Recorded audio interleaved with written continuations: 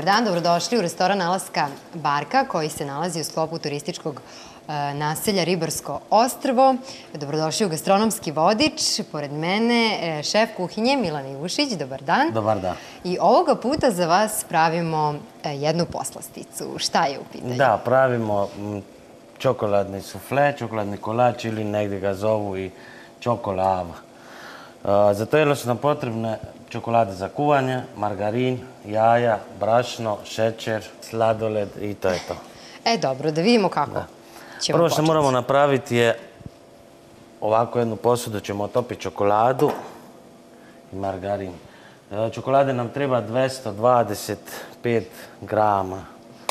Znači, ova jedna tabla je 200 grama. I tu ćemo uzeti još. Ovo je još 20. I stavljamo cijeli margarin od 250 grama. Topimo ih na pari, znači? Topimo ih na pari. Da se ne bi kojim slučajem čokolada zagorila u tiganju ili to ovako je sigurno i najbolje. Sada pravimo testo za kolač. 4 jaja nam je potrebno. 150 grama šećera. I mutimo. I lupamo ručno.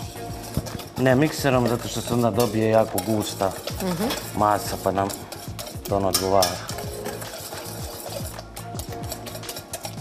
Tako se šećer i jaja sjedine. Kod ovog kolača je jako potrebno pogoditi temperaturu koja ne smije biti ni manja, a ni više od 250 stepeni i peće se na 7 minuta točno. Tačno, dakle, nema improvizacije kada je ovaj recept u pitanju.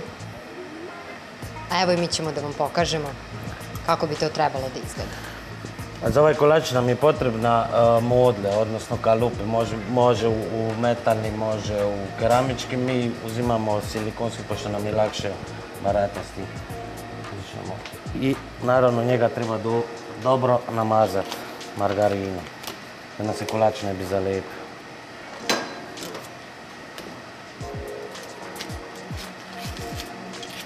Možemo za to vreme da sklonimo ovo. Da. Ovo nam ne treba.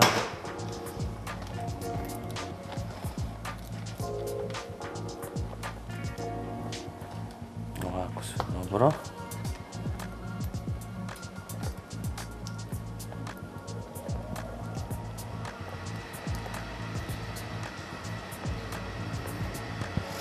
Od ove količine koju smo mi tu uzeli, dobije se 8 ovakvih do 9 kolača. To će biti sasvim dovoljno. I stavimo u odgovarajuću posudu, kao što je ta tu.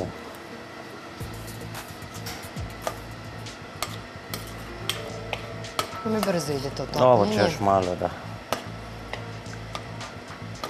Malo da pomognemo.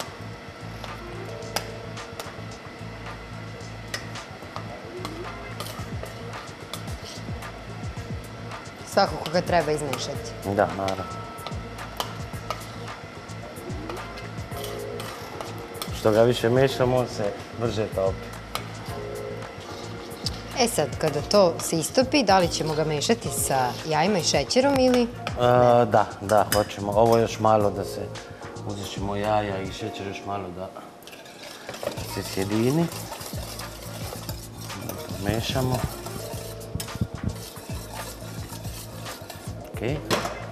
Treba nam 120 grama brašna. Aha, na brašno sam zaboravila.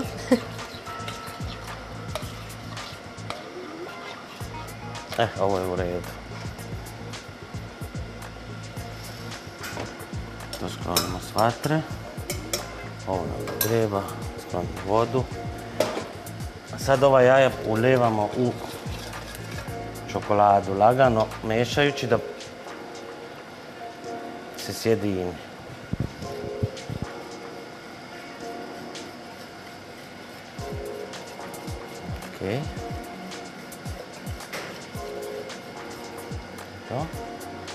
I zatim ide brašno, 120 grama.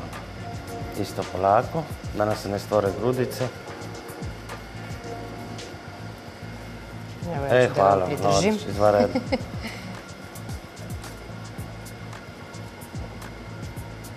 Ok. Hvala.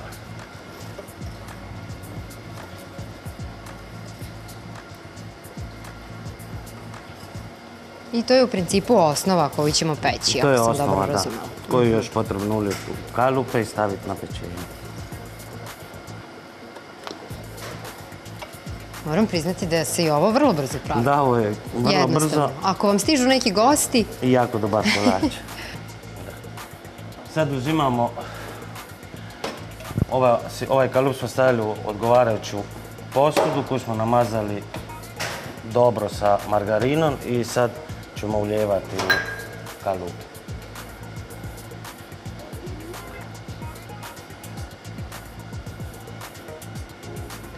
Polako i ostavit ćemo nekakvih 4-5 mm od vrha pošto on naraste.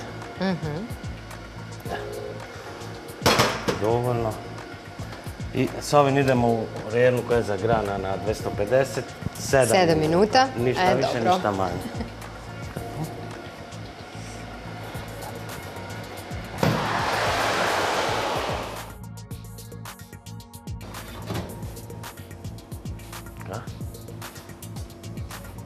Sjajno. Ono što je zanimljivo jeste da on je unutra još uvijek tečan. On je tečan, da, mora da bude tečan. Mi ćemo pripremiti samo njih za njega. Stavili smo tu jedan biskvit. Na taj biskvit ćemo staviti vanilu, uglu. Pošto vanila i čokolada su Idealna kombinacija. dobitna kombinacija. Malu dekoraciju. Malo muzičkih asocijacija. Da.